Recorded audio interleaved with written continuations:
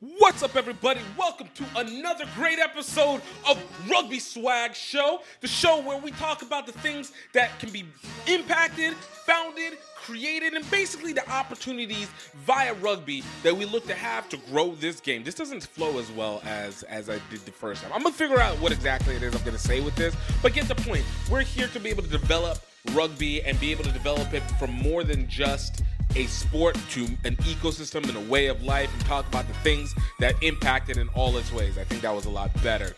My name is GiftTime at Bailu, and intro. I think the minute I stepped on a practice field for rugby, the calling happened. An 8-year plan to be on the team, and I was in it within 2 years. Don't wait until you are a pro to be a pro. Right. And I walk around with a rugby ball sometimes and they're like, what is this child on? It just looks like it was a heavy hit. It's up, it's not up. You know, that's the first time I played like professional. I'm making rugby money. How can I make money outside of it? And there's two Scottish guys, and they said, "Oh, you're here for the movie." That rugby is a game for all shapes and sizes, all cultural aspects. He looked at me and he says, "You guys are awesome." Hey, we got some great stuff coming up, and I don't want you guys to miss out. Straight off the bat, HBCU Rugby Classic tickets are going up for sale starting on Black Friday. It is going to be the cheapest they'll ever be. It is great seats. We're talking about VIP, talking about our general seats. HBCU Rugby Classic happening on March 31st through April 2nd in Washington, D.C. at Howard University. It's going to be the first time on Howard campus. And why should you go to it? We are going to be the most dynamic, entertaining rugby tournament that you have ever seen. It's not even a tournament. We're a showcase. We're here to be able to show culture, HBCUs, and the mixture into rugby culture. It is something to be seen, from step shows, great rugby performances, and musical performances as well. So much that will be happening, and you don't want to miss out on it at all. Definitely go to hbcurugbyclassic.com. Go check our ticketing, and it will take you directly to our event, and definitely grab in. Tickets will only stay at this Black Friday price until Christmas. So I'm giving it a full month until Christmas, and then from there, we're going up. But I'm telling you, the value is going to be worth it right now, so don't miss out on 1 second of it. hbcurugbyclassic.com, 2023 HBC Rugby Classic. Check out Howard University being there first. Check out the rivalry of Prairie View, A&M, and Morehouse. Get to see some international, the youth. It's going to be amazing. You don't want to miss a second of it. Welcome back. Hey, y'all, we got a great show today. I wanted to make it a little bit simpler this week, as we're just around the corner from Christmas. So, of course, the most important thing about Christmas, outside of the presents and the spending time with family, are the movies that you get to watch. And we're going to review a few of the movies that I've seen that I think that you should be able to watch going into this holiday season. I'm actually going to try and do a few more of these even after. So if you're listening to it on the podcast, definitely keep your eye, just ready for it, because we'll probably drop a few more episodes this week just on pure movie reviews, because I want to make sure that you guys are getting the right hookup on what to watch within this rugby world, because there's a ton of rugby movies out there. A few are good, a lot are okay, a lot are really bad, and but all of them are at least worth consideration, whether it's documentary, script, or anything like that. So I want you guys to be able to just enjoy, and going to have a little something ready for you on that. Next thing I want to talk about is what went down this weekend in terms of USA Rugby and sevens, because I don't know about you guys, but I feel like the U.S. is back to form. Like, this is the first time the U.S. has looked back to form since, 2017. Like, it is nuts how good these young players have now developed. And I say developed because last year when we were watching them, they were not good. And, of course, it's the speed of the game and understanding exactly how to function within it. And just obviously coming off of COVID, not a lot of games. It was a questionable cast. I'm not going to lie. But On the men's side, behind the leadership of Kayvon Williams and Perry Baker, Marcus Tutupolo, I think the men have seen jumps. And then behind the strength of Nia Tapper, Ileana Marr, and the rest of the women, like, that is a veteranship that actually has inserted women. So they've actually been more of a reload than they are a recharge. I feel like the men are more of the beginning of a recharge, and we're starting to see a rise of the young players coming through. That's the Aaron Cummings, the David Stills, the Malachi Easdale, even though he was there a little bit more, but it's still, I consider him a young player. And the Gavin, the Moores, the Morrisons, like, these are the players that are going to take it to the next level over the course of the next 10 years, and they are coming into their own in these first two tournaments. Capetown Sevens, both men and women finished third, a rise from fourth in Dubai last week. Man, when I tell you that I am excited, again, I have not been excited about USA Rugby since before the 2019 Rugby World Cup.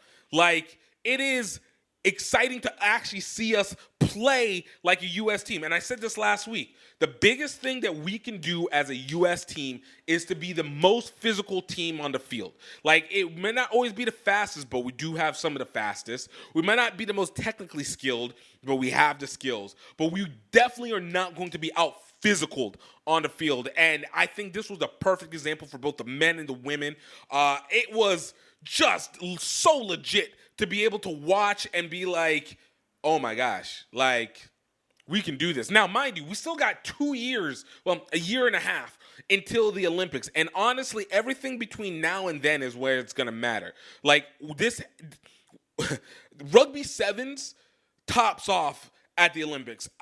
Not Rugby World Cup Sevens. Unfortunately, Rugby World Cup Sevens, I think, takes a step back behind the Olympics.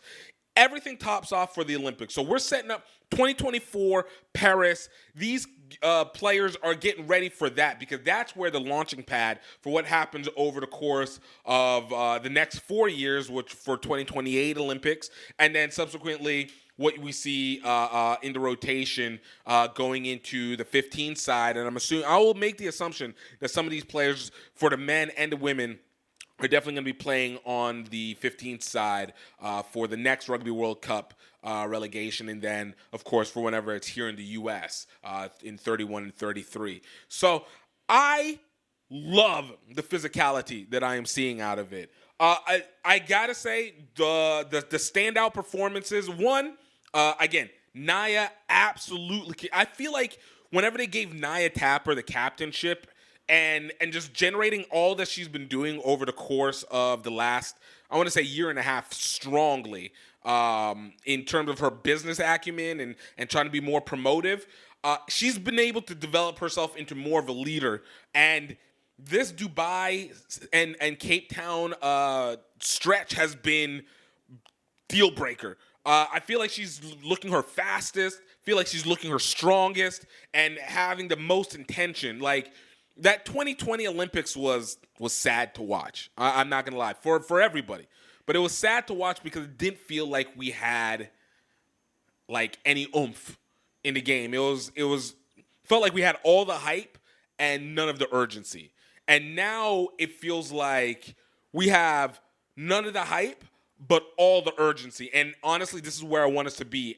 Obviously, and if we keep at this rate, we're going to get the hype, and we're going to have to keep up to that element. But right now, this is where we want to be. This is how we want to be crushing teams and slowly building up and beating. Of course, you get your little losses here and there. You know, we lost to Ireland early and stuff, but that's not a big deal. Honestly, it's really not a big deal.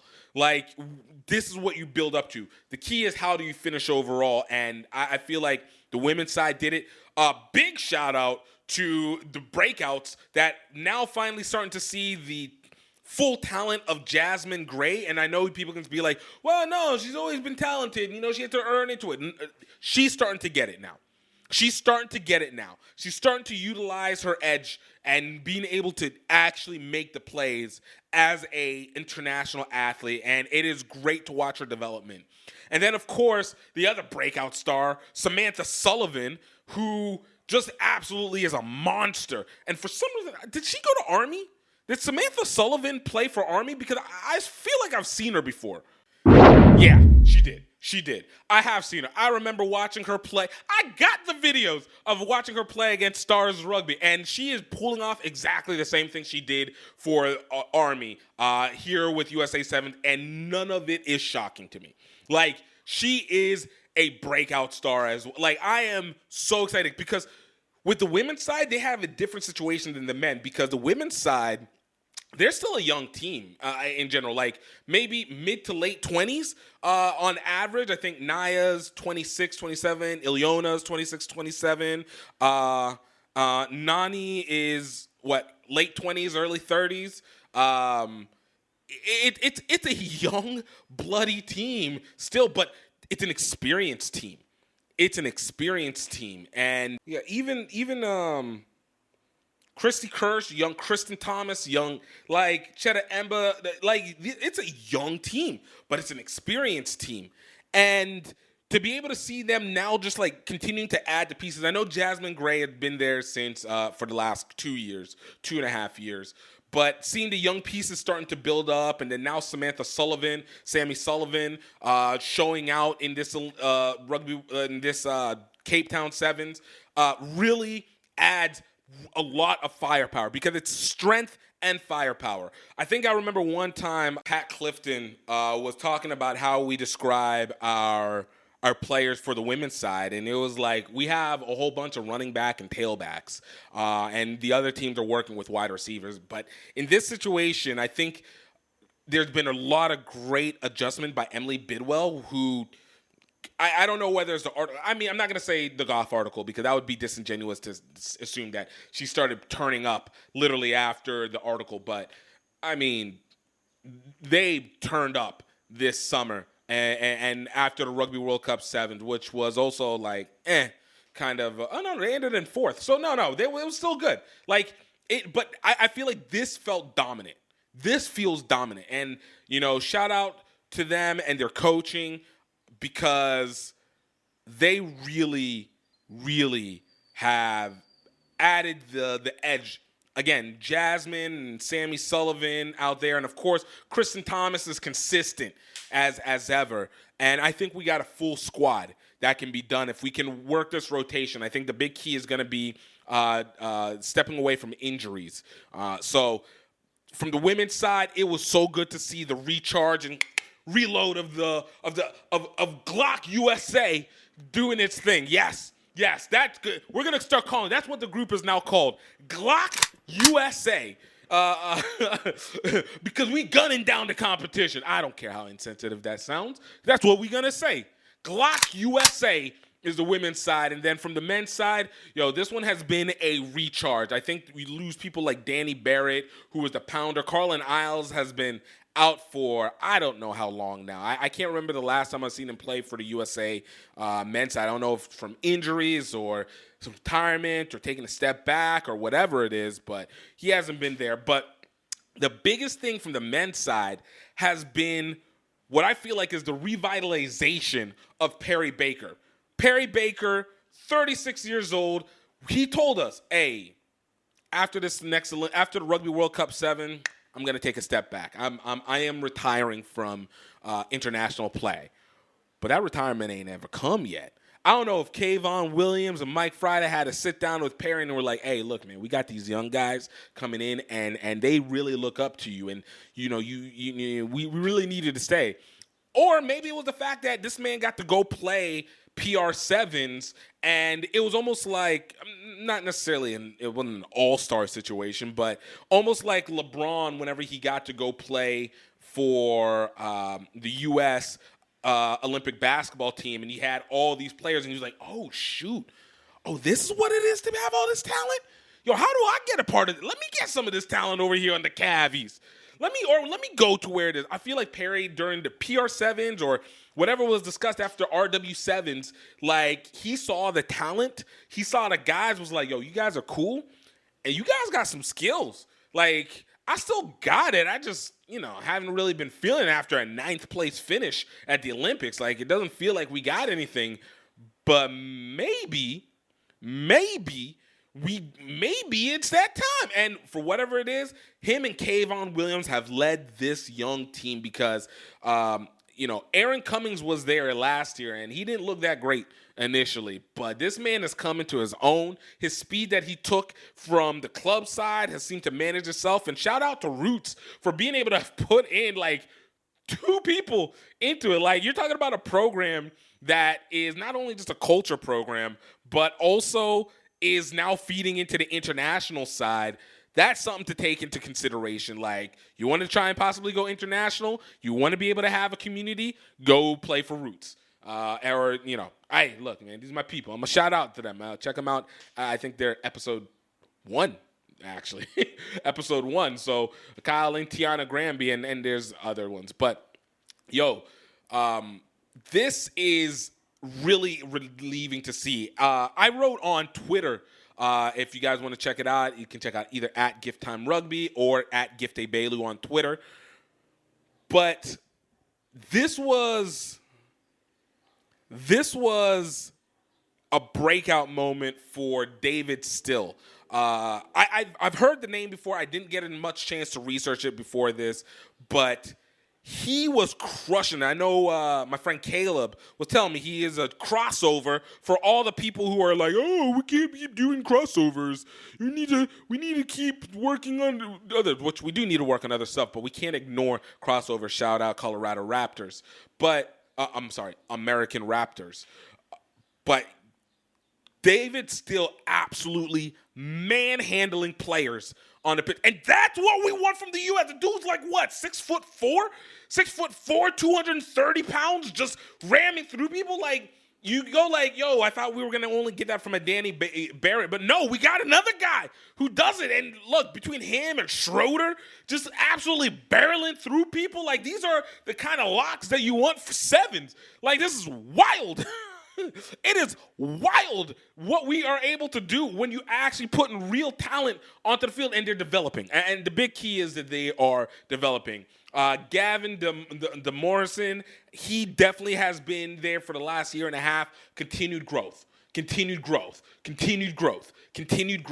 And I feel like in their situation, they definitely were assisted by the disappointment of the Rugby World Cup, on top of, probably not doing well at Rugby World Cup sevens. I think that there's a fire that's lit under their asses as well, too, where it's like, yo, we got to show it. Like, this is last shot for, like, Perry. This is really, like, going for the Olympics. This is legitimately his last shot at the Olympics. For Kayvon Williams, he's basically will be the last person of the old guard still remaining. I mean, I know we got Madison Hughes possibly still being able to come back and stuff like that. He's, I think, injured. Obviously, you got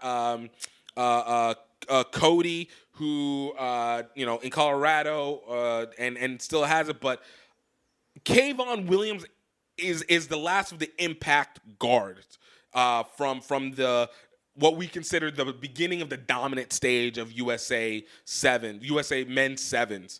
And to see this reload and start to really, like, put the guys in, I love it. There's nothing that you can tell me that makes me be less excited about the team that's moving forward. I just biggest shout out on them.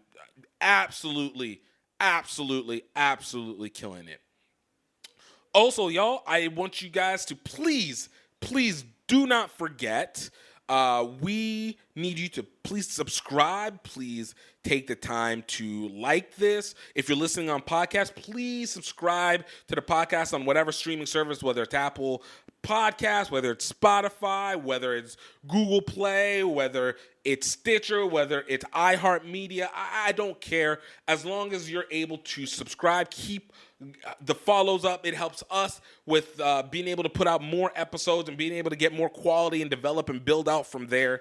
And of course, I just in the chance of just pure support. It looks great on everything that we do. So thank you for those who have already subscribed. If you can, leave a comment on the Apple Podcast, leave a comment on the YouTube page that's on GiftTime Rugby Network, at GiftTime Rugby on YouTube.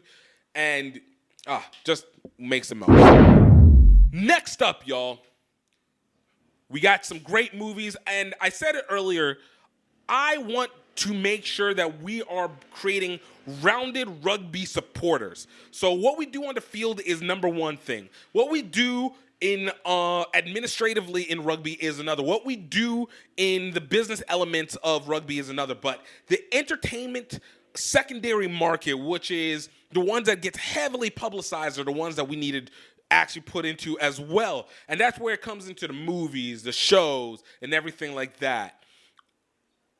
It is legitimately an interesting process of trying to find and watch the rugby movies. I found that the majority of them happen to be on Amazon Prime. You got a few that are on Netflix, a couple one on HBO Max, and of course, Apple Plus kind of delineates kind of their content from different formats, just kind of tapping into their phone. But it is a lot of content that is out there for rugby movies. And they're not all documentaries. We know there's a ton of documentaries. Shout out to Singapore to Tokyo, any way we can.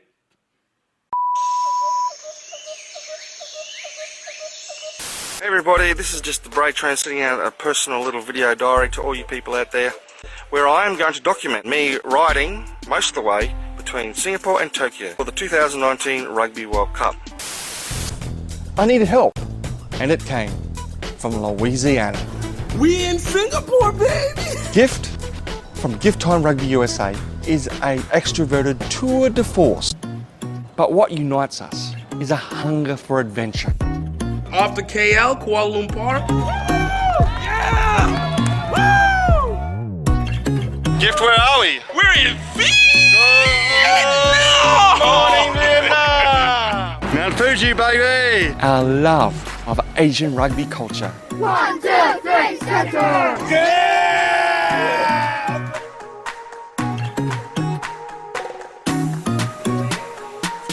Rugby is starting to develop here in Cambodia for women as well. Valkyries, the mighty Valkyries! We're out here, we're running out of energy, we're running out of money, and we're feeling isolated. And yet at that critical moment, friends, family, sometimes complete strangers come on board. Before you know it, we're back in the game. Tokyo, here we come! Malaysia, Thailand, Cambodia, Vietnam.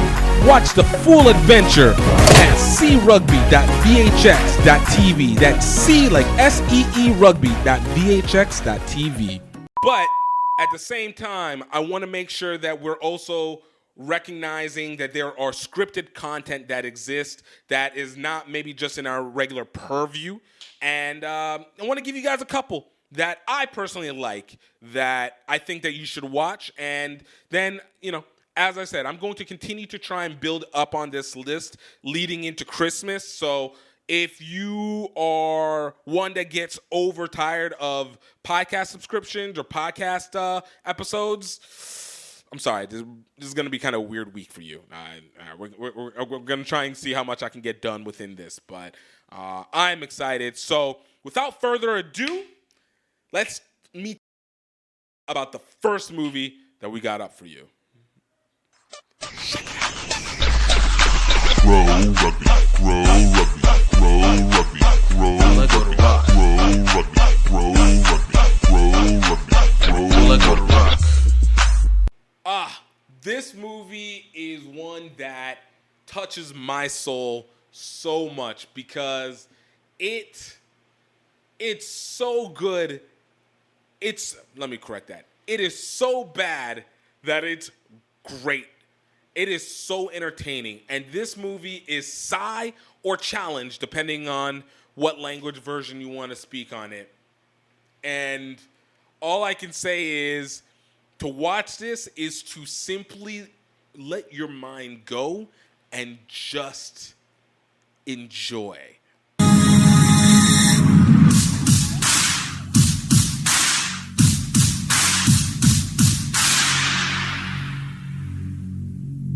Sai was a movie that was released in 2004. It is an Indian Telugu movie. Now, Telugu is a language group in India. They make not Bollywood movies, they make Tollywood movies. And this was one that was an absolute hit in 2004. And needless to say, it is the perfect example of a person who saw rugby like maybe once, maybe 2 or 3 times. Somebody briefly explained it to them, and they just filled in the rest of the blanks themselves. Because this movie is nuts when it comes to its rugby. It's nuts in its plot line, and it's just like everything and nothing all simultaneously.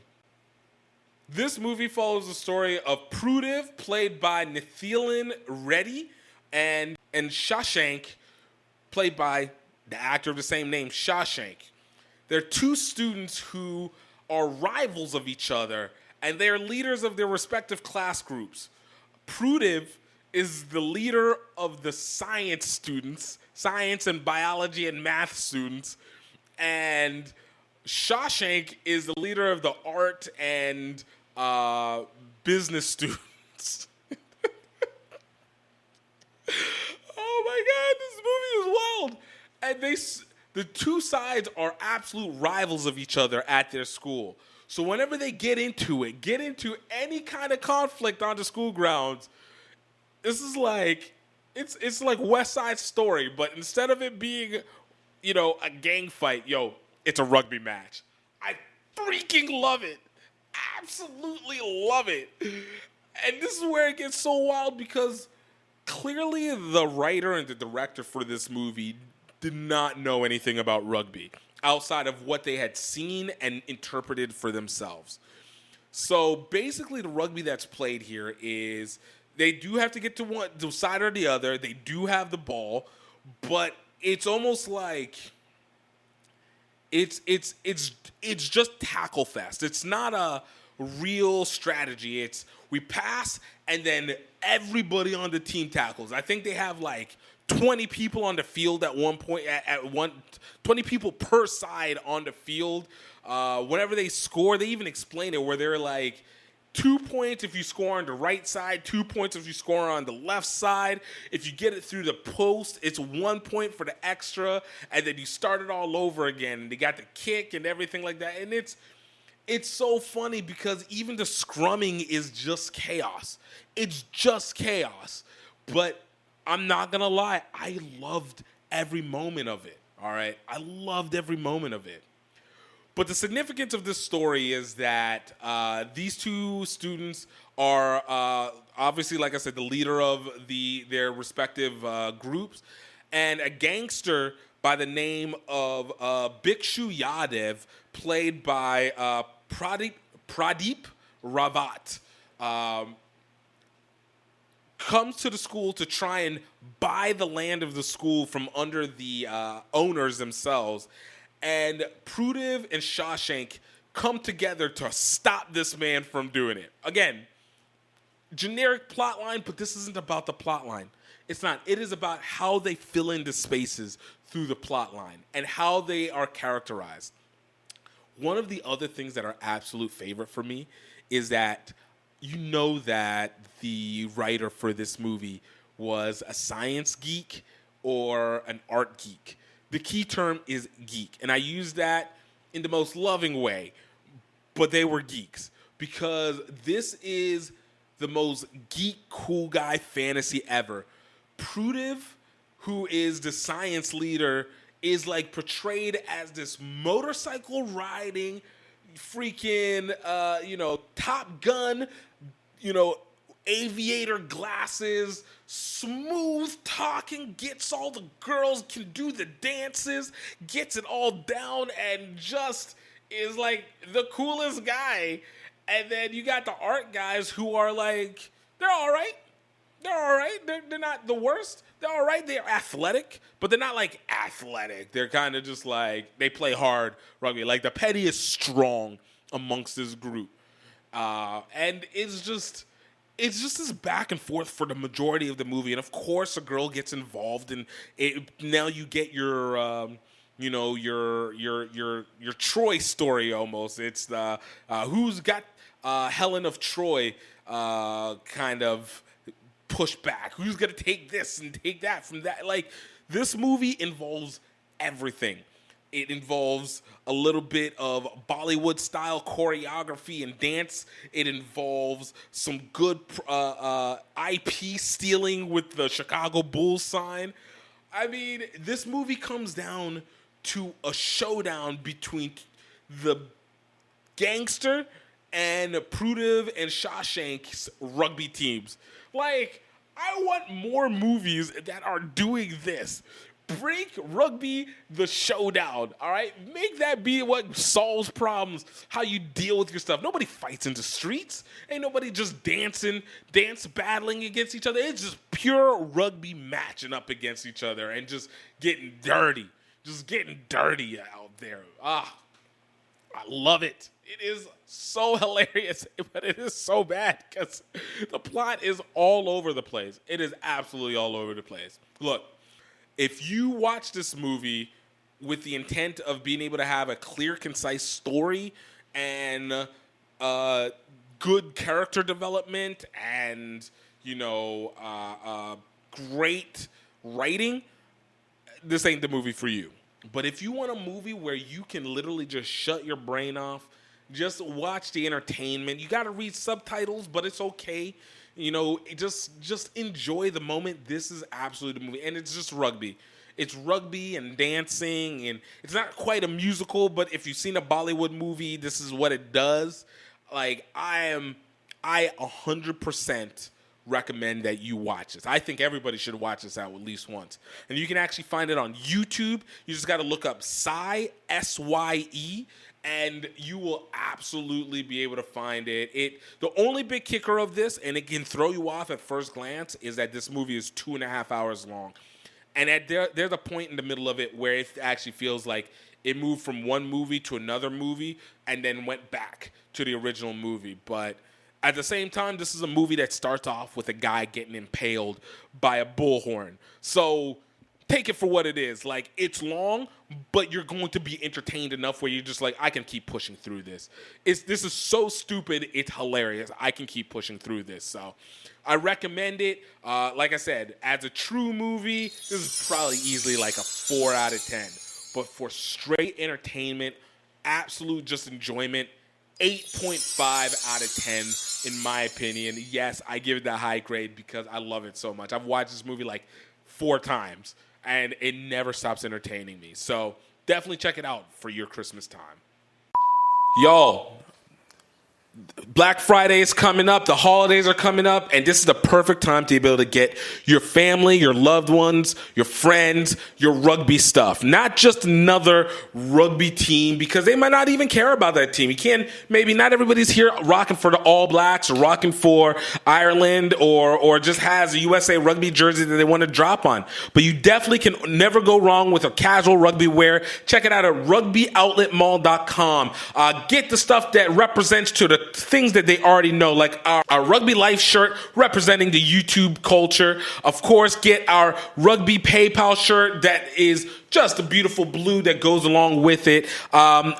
You guys can get our HBCU Rugby Classic shirts if you want to represent for new and upcoming culture. But more importantly, guys, because you're listening to this podcast right here, definitely want to make sure that you have something to go along with it to provide. So for any first-time users, definitely use the code GROWRUGBY for 20% off. That is GROWRUGBY, GREAUX Rugby. That's 2 words, GREAUX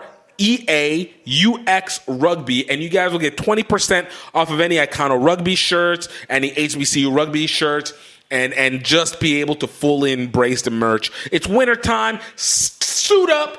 Get representing for your rugby anytime, anywhere, any place. It's going to be worth it, man.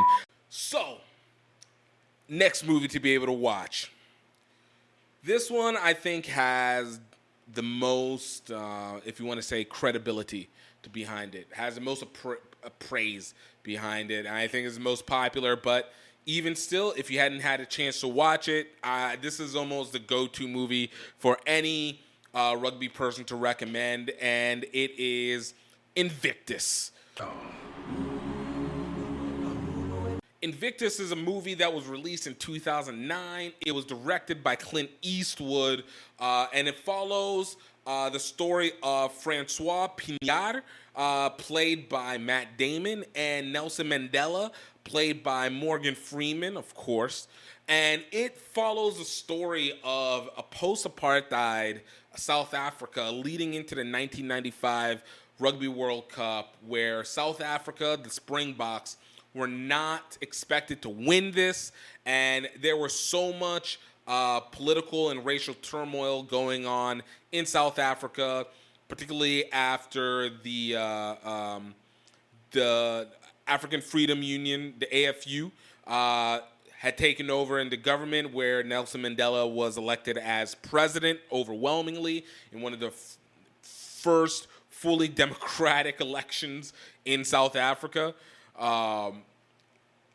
This movie, I mean, it is a topper of a movie. It is an emotional movie. It is a great period piece, even though this is the mid-90s. But, you know, we're talking about 20, 25 years ago. It speaks on what the impact and significance of Nelson Mandela's dream to create the Rainbow Nation and to be able to create a nation that works in unison with each other despite its racial disparities that exist. And being able to surround it around the development of and preparation for the 1995 Rugby World Cup. I mean, it's a great backdrop. Like, it's classic sports movie. You know, we're right up there with Glory, in my opinion, right up there with Rudy. Like, this is one of the great ones. I mean, Coach Carter, it's that. You know, you know that the good guys end up winning and yada yada. But I think this one, what really stands out, outside of, you know, its basic story, is just the acting. The acting was incredible. Matt Damon did a great job in trying to master that South African, that Afrikaan accent, and being able to portray the feeling of the moment. Clint Eastwood, as per usual, able to get a feel for the environment. And if you watch any of Clint's movies, like, say what you want about what his politics or anything outside of that, the man knows how to make a good freaking movie. Like, he knows how to make some grounded movies. It's hard to say anything really negative about this movie. Again, the only thing that I really would take back on this is that it's just a little bit, it's a bit of a generic storyline in the terms of, like, it's run by the numbers of you know, everything rise, and then your third act conflict to get the protagonist separated and then come back together. But needless to say, I think it was a great representation of rugby. Loved the fact of New Zealand being the almost the overwhelming threat to the unification of South Africa in this time. And it was great. It's a great. I have a friend who got to play in that Rugby World Cup. This is the Rugby World Cup that also led to professionalism in rugby, which is a whole other story. But in this one, not that they talk about it in this, but in this one, it's a great story about development involving rugby.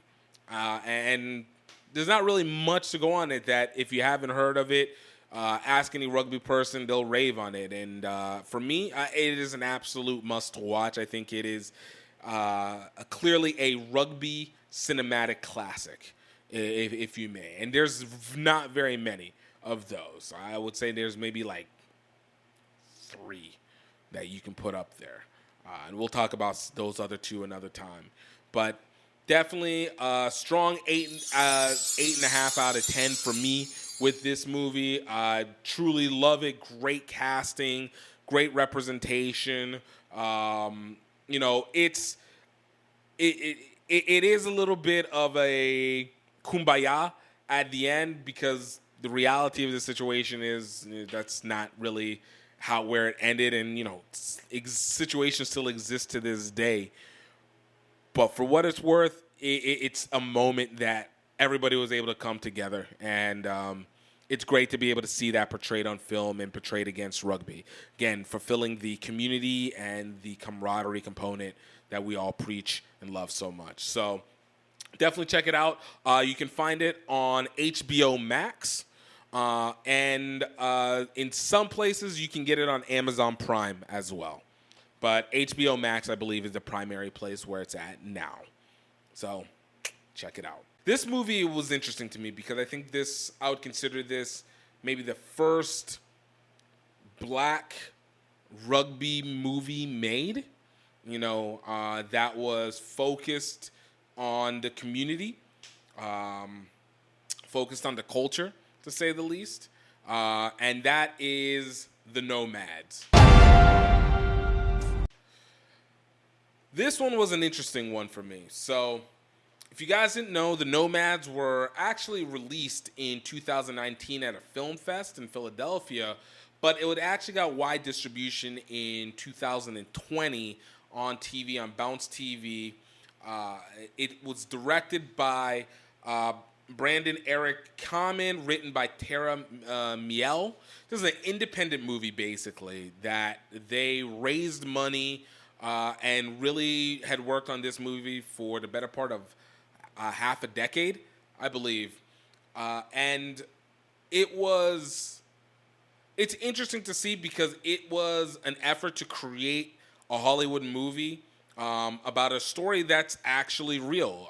This is the Nomads actually is loosely based on the development and creation of the North Philly Nomads, who are run by at the time James Brunson, who we actually have an interview. If you guys go check out episode 16, tells the true story of the Nomads. But this movie follows Casey Mac McNamara, played by the great and awesome Tika Sumpter, as well as Mark Nolan, played by Tate Donovan, who you might know as the voice of Hercules in the 1997 cartoon movie Hercules. The plot behind this one is really kind of simple. Schools in North Philly are getting closed due to budget cuts, things that actually happened. Of course, where they're most affected are in neighborhoods and areas that are the least economically viable, to say the least. And of course, that's where you need to make sure that you have schools the most so that people have the highest chance. And so from all this information, Mac McNamara, who is a former USA Rugby player in this movie, and decides to take up a job as a math teacher at the school. And when she realizes the energy and how the kids are, she works with Mark Nolan to create a rugby team for the school. And from there, it becomes a story about building character and development and going through the works as they become a better rugby team and deal with racial issues and deal with conflicts internally and externally. It's a solid movie. Honestly, for me, it's a solid movie. I'm not going to lie, it didn't provide anything that was surprising. If you want to call it, it was really a run-by-the-numbers sports movie. I mean, this is basically Dangerous Minds mixed with just a slight tints of, Coach Carter. That's basically what this is. It's Dangerous Minds, Coach Carter for rugby with a woman at the lead. So, yeah, still, Dangerous Minds, Coach Carter for rugby. I liked it just for the sake that I appreciated the effort. I remember whenever I first watched it, I was live tweeting it. Some of the information I really wanted to know were I was like, who the heck is Casey Mac McNamara? Who is this person who is a USA player? I swear I've never heard of them. And obviously, for the sake of storytelling, they're amalgamations of multiple people being kind of put into one character. But I thought Tika Sumpter did great, and especially for the fact that this is an independent movie, and she's well addressed actress. I think that they did a good job in getting someone who I would consider as a B+ name and has acted in some great films like Ride Along or Ride Along 2. These are the two that stand out the most, and then some Tyler Perry movies. But in terms of did it provide anything that I hadn't seen before? No. Did it really give a unique take that it was, despite it being in Philadelphia? I mean, outside of your cheesesteak references, you could have told me it was anywhere in the country, any inner city location around the country, and would have felt the exact same. I do like the actors. They did a good job. I, love the fact that they used some actual rugby players that were formerly and currently part of the North Philly Nomads. It's an okay film. Like I said, it's not bad. It's not great. But it's a solid effort, and honestly, it's nice to have another American movie other than just Forever Strong. And I enjoy it, obviously, from the other perspective of being able to have the not so much rags to riches, but the help the kids rise out of their situation. And it wasn't a white savior moment either, too, which I think is really important for a lot of these movies, especially as they go forward. So within rugby, it allows a diversity trend within it. But I do hope that, it was going to create more of a standard for trying to make more American rugby movie stories. And I think that will still soon to be there. I know for me, it's something that I really wanted to get done. So, but I give this movie, 6 out of 10, maybe 5.8 out of 10. Great effort. You can understand that there was passion put into it. Just a very generic storyline, just to say it, even if it was a real situation. But it was a pretty generic storyline in terms of sports stories. But I recommend it. You guys can watch it on Amazon Prime. Definitely available for there. And I do believe you might have to pay for it in rental now. But I think it's worth at least taking a watch, especially with the family. Especially great to be able to have with everybody around. If you're in the north, around the fire, and just being able to watch it if you got snow outside. And if you don't, it's just good to be able to chill in between football games. Great during Christmas. Nice feel-good moment. Like, you're not going to regret watching it, just say the least. It's not gonna be like, oh my God, I wasted my time.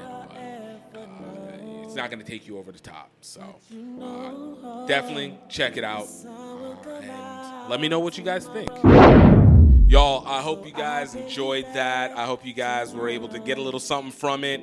Like I said, I'm going to be doing out more. I need to do a kind of an early test sample to see how he feels. I've forgotten how to do my movie reviews a little bit. Of course, they'll get better and, we'll improve upon it. But basically, want to thank you all for taking the time to listen to this fully. And please check out some of our other episodes. Last week, we had McFeely, and we were talking a lot more about the interworkings and the administrative business component of it. We'll probably have him more as a guest as time continues to go on. And of course, we have our other guests. Like I said, we have Daniel Davalier. We had Kasich Ganja. We had Theo Bennett. We have had Catherine Aversanu, Takundo Rusiki. We've had Shetta Emba, Naya Tapper, some great players, great conversations, just so much, and just I suggest taking them back and taking a listen at our catalog if you hadn't had a chance. Definitely will be worth the interest, and it's something that I'm very proud of having been able to do, and will hope to continue to do more as the years continue. And guys, I really hope that you know that I hope that you are happy. I hope that you are healthy. And most important, ladies and gentlemen, and everybody non-identified, I hope that you know that you are truly, truly highly favored. Until next time, cheers.